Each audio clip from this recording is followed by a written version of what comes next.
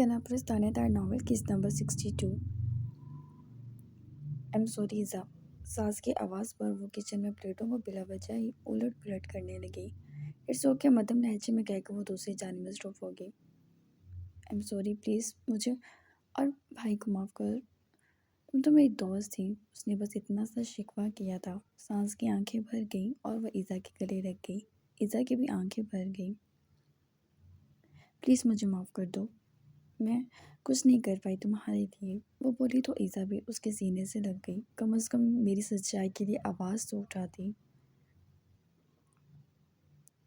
मेरी कोई वैल्यू नहीं थी, मेरी बात की कोई वैल्यू नहीं थी। वो दूर होती उसके हाथ थाम गई। अब तो गुजर गया वक्त, ईज़ा ने आहिस्ते से कहा। तुम्हें सब्र का फल बहुत मीठा मिला है। माशाल्लाह। सास मुस्कुराई, ईज़ा भी मुस्कुराई। लेकिन तुम्हारी काफ़ी ख़तरनाक लेकिन तुम्हें काफ़ी ख़तरनाक, उसने सास के गाल के करीब फाउंडेशन की लेयर से छलकता निशान देकर कहा, जबकि सास तो पानी पानी ही रह गई। उसने जल्दी से उस पर हाथ रख दिया। ईज़ा मुंह पर हाथ रखते हंसी। सास को तो बेशर्मी लगी और उसने झिझकते हुए कह भी दिया, शाहनवाज के साथ रहते हुए किसी रिश्ते की भी शर्म उठ जाएगी। तौबा है। तब तो मेरे भाई का भी यही हाल रहा है। वो मुसलसल उसे छेड़े जा रही थी, जबकि सास बार बार सुर्ख हो रही थी। अच्छा चुप हो जाओ, तुम तो बहुत। बात अधूरी छोड़ के ईज़ा खिलखिलाकर हंसी और गहरा सांस भर गई। दोनों एक दूसरे की जानिब देखने लगी और दोनों ही एक दूसरे की गले रखती रो पड़ी थी। प्लीज़ तुम भाई को भी माफ़ कर दो, सास आहिस्ते से बोली। मैं शादीशुदा हूँ सास, और बहुत खुश। मुझे किसी से कोई शिकवा नहीं। वो मुस्कुरा कर बोली। सास को बहुत अच्छी लगी थी। वो दोनों ही बहन भाई नरम तबीयत के थे। उन दोनों की नेचर सबसे में मुख्तलिफ थी। सास मुस्कुरा दी, आंसू साफ किए। तुम चलो, मैं आती हूँ सामान लेकर, मैं भी हेल्प करा देती हूँ। अरे भाई, मेहमान हो तुम, फिर उमर भाई का पता भी है तुम्हें, रहने दो, उन्हें ऐसे ही फालतू में बोलते हैं। अच्छा कौन सी, जबकि वो फिर से शर्मा गई और ईज़ा की हेल्प करने लगी, जबकि मुलाजमा भी थी, लेकिन उसे अच्छा लग रहा था ईज़ा की हेल्प करते।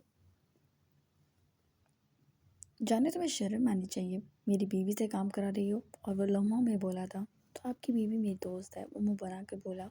हेलो, वो सिर्फ मेरी बीवी है। वो उठा और उसे अपने पहलू में बिठा लिया। उमर, क्या हो गया है? कुछ नहीं जान। कुछ नहीं जाने उमर, ये बड़ी कामचोर लड़की है, पहली बार मेरी खिदमत में कुछ करिए, करने दो, वो जल्दी से बोला। सास तो मुंह बनाएगी, जबकि शाहनवाज के सामने शर्मिंदगी अलग हुई। लेकिन मजाल, शाहनवाज को उसकी किसी बात पर गुस्सा भी आता हो। मुस्कुरा रहा था उसे देखकर। उसने मुड़कर ईज़ा को देखा। ईज़ा, तुम मुलाजमा कर लेगी। उसने ईज़ा को भी बुला लिया। बहुत कोई बदतमीज़ हैं आप। मेरी दोस्त भी आपकी, मेरे शौहर भी आपके, वो बोली। उमर का कहका बुलंद हुआ, जिसमें शाहनवाज का भी शामिल हो गया था। काफ़ी अच्छा वक्त उन दोनों ने वहाँ गुजारा था और वापसी की राह ली और फिर वापसी की राह ली, जबकि शाहनवाज ने उसे गाड़ी में बैठने से पहले ही रोक लिया। तुम कल मेरे साथ चल रही हो, तुम्हें तुम्हारी सीट दिखानी है। सीट कौन सी? वो शायद भूल गया था। तुम कल आना, फिर बताऊँगा। नहीं यार, मैं भी बिज़ी हूँ, वो मुँह बनाकर बोला, जबकि सास का चेहरा लाल टमाटर हो गया। जबकि वो उसने दरवाज़ा बंद कर लिया। उमर ने हंसी ज़ब्त की। शाहनवाज ने उसका गाल थपथपाया। थोड़ी देर के लिए वो रिक्वेस्ट कर रहा था। ईज़ा तो हैरान हुई, किसी के आगे रिक्वेस्ट करे बड़ी बात थी। अच्छा देखेंगे। दूसरी तरफ उसके भाई के नखरे नहीं जा रहे थे। वो सर हिला गया। वो गाड़ी में सवार हुए और चले गए। शाह, वो जल्दी से उसके आगे आ गई और शाहनवाज ने उसके कमर में बाजू एहतियात से डाले। आप भाई से इतना प्यार क्यों करते हैं? उसके सवाल पर शाहनवाज ने उसकी पतली सी नाक को खींचा। तुमसे भी तो करता हूँ, मैं आपकी बीवी हूँ, वो मेरा दोस्त, भाई, सब कुछ है। गलत बात है। अब भाई का फेवर लेते हैं। वो बस दौड़ गई। और तुमसे मोहब्बत करता हूँ, वो नरमी से उसके बाजू में उचक गया। वो नरमी से उसको बाजू में उचक गया। शाह रुके ना, मुझे अभी और भी सवाल करने हैं। कमरे में करेंगे, वो भी देखूंगा, जवाब देना है या नहीं, वो बोला, जबकि ईज़ा ने उसके शाने पर मुक्का बरसा दिया। आप बहुत बदतमीज़ हैं, सास कह रही थी। मैं बेशर्म हो गई हूँ, आपकी वजह से हुई हूँ, एक सांस बोली जा रही थी। शाहनवाज हर बात का इल्ज़ाम सुन रहा था। लबों की तलाश में मुस्कुराहट थी और वो उसे लिए कमरे में चला गया, जबकि दूसरी तरफ आयशा के अंदर जेलसी और बढ़ गई थी। اس نے ان دونوں کو دیکھا۔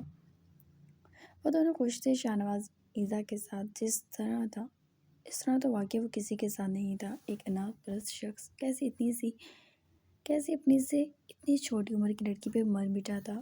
لیکن کتنے عرصے اگر ایزا کو پتہ چل جاتا کہ اس کی ماں شاہنواز کی کیا تھی تو کیا یہ محبت پھر بھی برقرار رہتی؟ وہ گھور کر ان کے کمرے کو دیکھنے لگی۔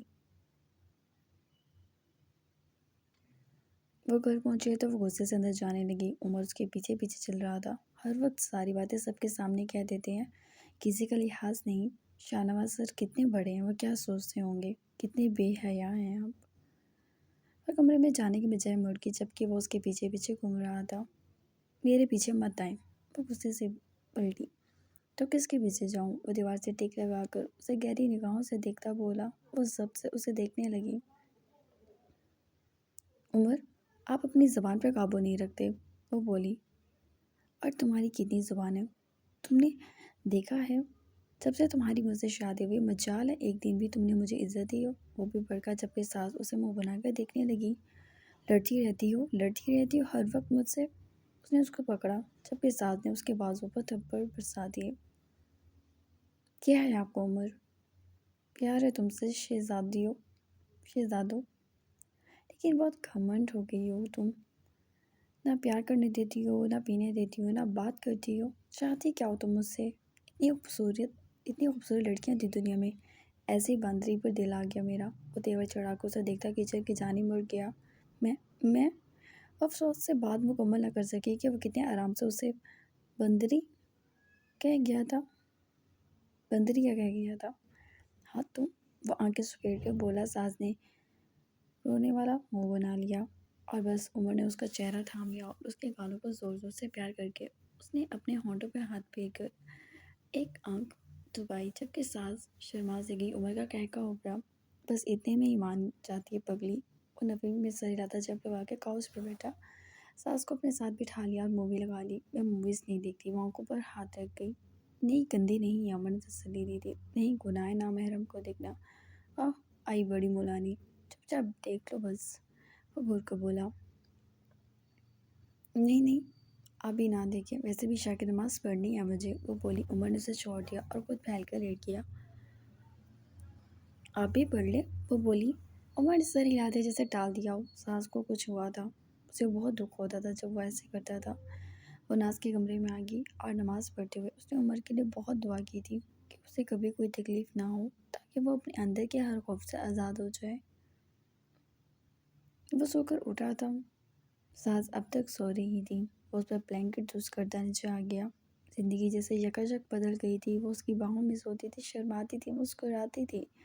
اسے دیکھ کر خوش ہو جاتا تھا اور اسے کچھ نہیں چاہیے تھا، بس وہ اور ساس کافی تو تھا اور اسے کچھ بھی نہیں چاہیے تھا۔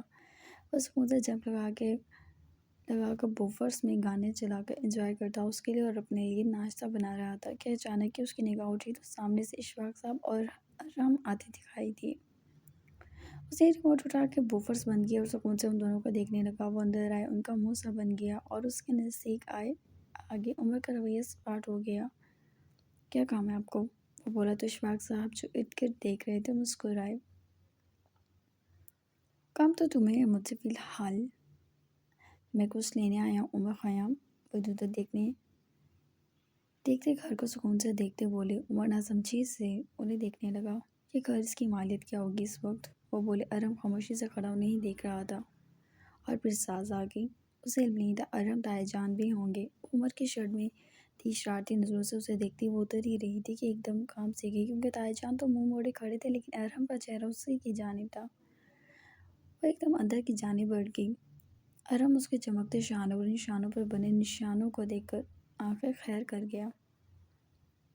عمر نے یہ سب نہیں دیکھا تھا ورنہ آنکھیں نکال ہی دیتا۔ ارم اس جانب چل دیا۔ ساس کا دل پتے کی طرح کانپنے لگا تھا۔ ارم اسے دیکھ چکا تھا، وہ جانتی تھی وہ اچھا آدمی نہیں ہے۔ پتہ نہیں کیوں خوف سا محسوس ہوا تھا اسے، جبکہ ارم نے اس کمرے کی جانب دیکھا اور مسکرا دیا۔ پلٹ کر عمر کو دیکھا اور معلوم نہیں وہ اس وقت کیا سوچ رہا تھا جو کہ کسی بہت بڑے طوفان کا پیش خیمہ تھا۔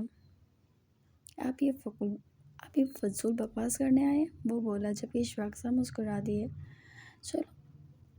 چلو کام کی بات کرتا ہوں۔ عمر خیام، تمہیں تمہاری ماں کی ڈائری چاہیے یا نہیں؟ وہ بولے جب کہ عمر کی آنکھیں ایک دم کھولیں اور پھر کچھ تیور سے پڑے تھے اس کے ماتھے پر۔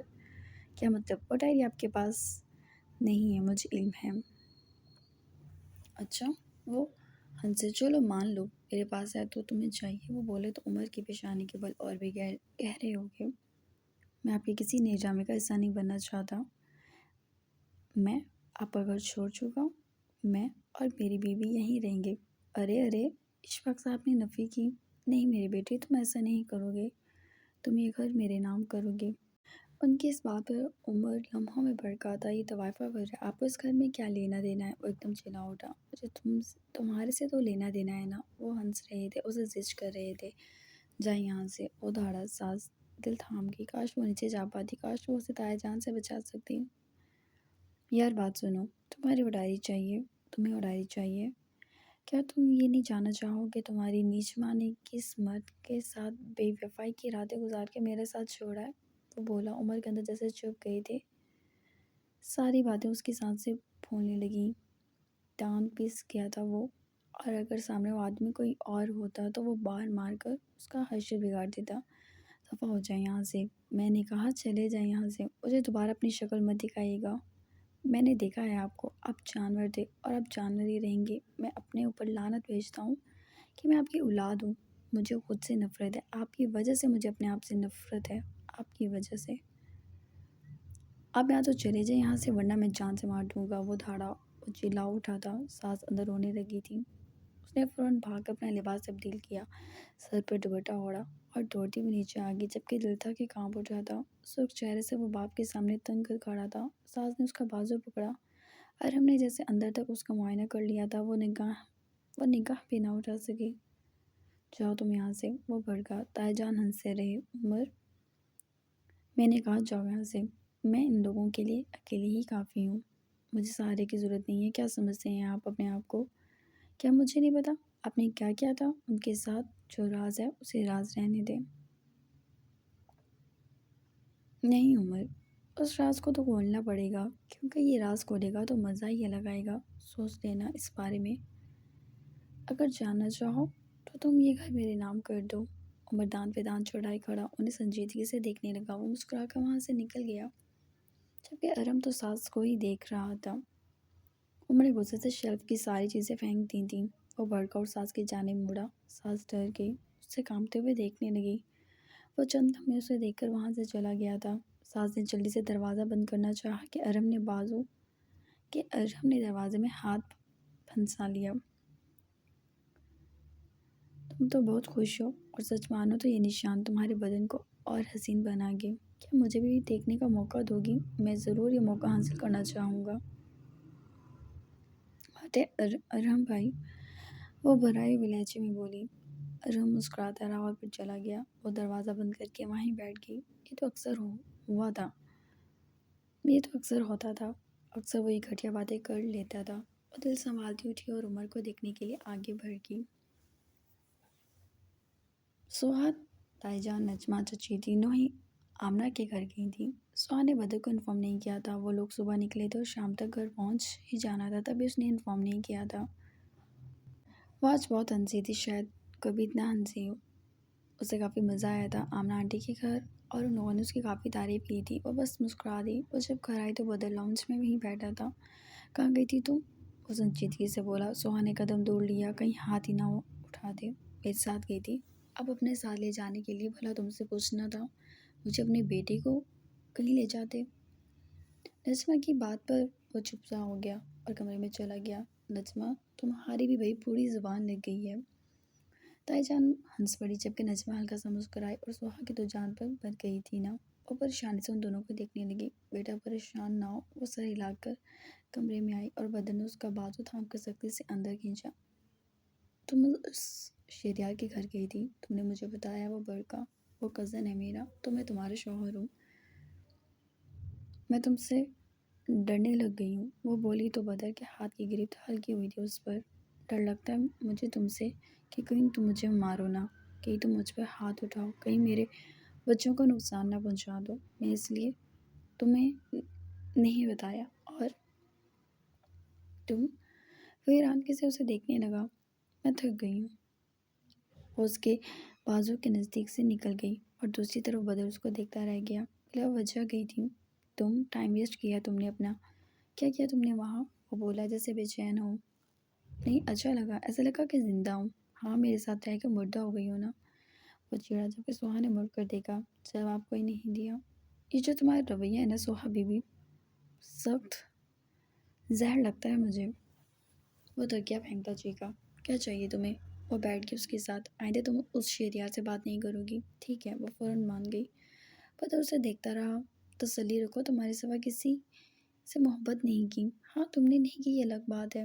میری طرف سے ایسے خطرات کا شکار نہ ہو بدر زمان۔ اٹھنے لگی پھر سے کہ بدر نے اس کا بازو پکڑا اور کھینچا تو وہ اس کی گود میں آ کر گری۔ حیرانگی سے اسے دیکھنے لگی۔ کیا ہو تم؟ کیوں تم ایسے کر رہی ہو؟ کیوں چاہ رہی ہو؟ تمہاری طرف متوجہ ہوں میں، وہ بولا جبکہ سوہا کو اس کی نرم ایک بات ہی نعمت لگی۔ اس کے سینے پر سر رکھ گئی۔ کیا میں تمہاری دھڑکنوں کو سن لوں؟ وہ دیوانی تھی۔ بدر کو اندازہ ہو گیا تھا وہ واقعی دیوانی تھی۔ وہ بنا تردد کے اس سے سینے سے لگا گیا۔ سوہا آنکھیں بند کر گئی جبکہ پہلی بار بدر کو الجھن نہ ہوئی۔ ہاں، جو جیل سے اسے ہو رہی تھی اس میں تسلی ہوئی۔ سر، کوئی اشفاق صاحب آپ سے ملنے آئے ہیں، اس کے پی اے نے کہا۔ ابھی وہ عمر کو ہی کال کرنے والا تھا کہ وہ اب تک آیا نہیں۔ اس نے سنجیدگی سے پی اے کو دیکھا۔ بھیجو، بس اتنا ہی کہا اور اپنی ریوائول نکالی۔ اشفاق صاحب اندر آئے اور وہی مسکراہٹ۔ ارے جناب شاہنواز صاحب، عرف میری بیگم کے عاشق، میری بیوی کے شوہر، کیسے ہیں آپ؟ اشفاق صاحب بولے اور لمحے کے لیے شاہنواز کی آنکھیں سکڑی تھیں۔ حیرانگی اتری تھی اس کی آنکھوں میں۔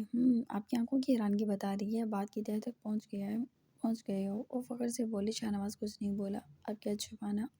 وہ مسکراتے ہوئے اس کے آگے ایک تصویر رکھ گئے۔ شاہنواز نے ناز کی اور اپنی تصویر دیکھی۔ واقعی جو سانس اس نے کھینچا تھا وہ سانس اسے بڑی تکلیف دے کر گیا تھا اور ریوائول نکال کر وہ اشفاق صاحب پر دھیان گیا اور وہیں اشفاق صاحب کا رنگ فک ہو گیا جبکہ دوسری طرف شاہنواز مسکرایا۔